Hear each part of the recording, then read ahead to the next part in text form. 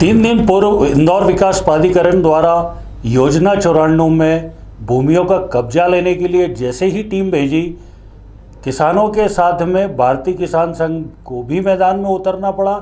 90 दिन के स्टे की कॉपी अध्यक्ष को दी गई और अंततः अध्यक्ष ने भारतीय किसान संघ और किसानों को आश्वासन दिया कि जब तक स्थगन आदेश जारी है प्राधिकरण कोई कार्रवाई नहीं करेगा।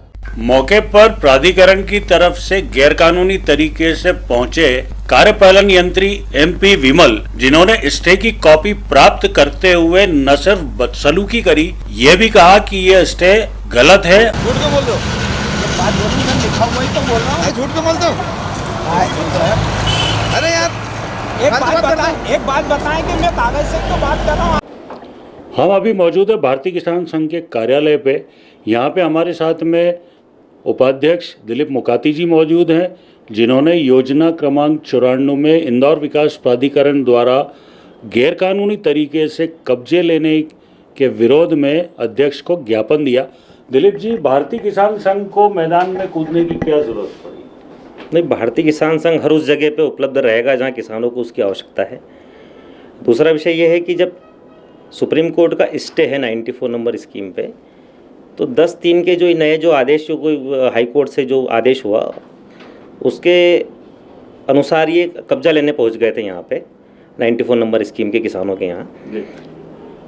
अब 30 साल से या 35 साल से जो केस चल रहे हैं वो ज़मीनों पे इनको इतनी जल्दबाजी क्या हुई, और बिना कागज़ के कोई अधिकारी अगर कोई कब्जा लेने आता है और किसानों के मांगने पर कागज़ उपलब्ध नहीं कराते हैं, तो ये हमारा मौलिक अधिकार है कि हम उसके खिलाफ आवाज़ उठाएं। और हम आईडिया अध्यक्ष के पास, हम जयपाल जी चावड़ा जी के पास मिलने गए कि किसानों के पास सुप्रीम कोर्ट का स्टे है, 90 दिन का स्टे है यथास्थिति स्थिति दोनों पक्षों के लिए, आगे की सुनवाई के लिए, आगे की जो भी उनको कार्रवाई करना है उसके लिए। तो इस तरह से कब्जा लेने की जो कार्रवाई इन्होंने की वो अनुचित थी और उसका हमने विरोध दर्ज कराया। दिलीप जी, यहाँ एक सबसे बड़ा सवाल ये उठता है कि एक राजनीतिक बोर्ड आ चुका है और विधि के मामले में अगर देखा जाए तो प्राधिकरण के पास एक बहुत बड़ी टीम होती है और मामला भी छोटा मोटा नहीं है, सर्वोच्च न्यायालय के स्थगन आदेश से संबंधित मामला है। तो क्या लगता है आपको, कहाँ चूक हुई होगी, कैसे क्या हुआ होगा? क्या आप जब चावड़ा जी से मिले तो क्या निकली? नहीं, हमारा मानना है कि वो चूक हो सकती है उनकी, प्राधिकरण स्तर पे कहीं चूक होगी कि चावड़ा जी संगठन के आदमी हैं, तो हमको तो उनसे अपेक्षा है कि अब वो राजनीतिक व्यक्ति नहीं है हमारी दृष्टि से, अभी तक तो नहीं है। तो हम तो ये चाहेंगे कि वो उसको समझें और किसानों के पक्ष को समझते हुए और जो भी उनको न्यायोचित लगता है वो करें। ये हमने उनसे क्या आश्वासन आपको दिया? नहीं, आश्वासन तो दिया उन्होंने। 90 दिन तक उन्होंने स्पष्ट कहा कि 90 दिनों तक किसी तरह का कोई मुहिम या इस टाइप की कुछ नहीं चलेगी। सारे किसानों को संतुष्ट करने का उन्होंने कहा कि हमारी तरफ से 90 दिन तक कोई नहीं आएगा कहीं भी, आपको जो भी कानूनी प्रक्रिया करनी है कीजिए आप। दिलीप जी, ये तो सिर्फ एक योजना और न्यायालयीन विवाद का है मसला। प्राधिकरण की अगर नीति देखी जाए तो किसानों की ज़मीन ये किस तरीके से हड़पते हैं। नए कानून के तहत इन्होंने अभी कानून में संशोधन करके और नवीन भूमि अधिग्रहण कानून को पूरी तरह से ख़त्म करने की कोशिश की है।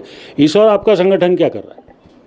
नहीं, भारतीय किसान संघ पहले तो किसानों को जागृत कर रहा है इन विषयों को लेकर, क्योंकि किसानों को खेती और किसानी और अन्य उलझनों से ही फुर्सत नहीं मिल पाती है कि वो इस टाइप की टेक्निकल चीज़ों को समझ पाए।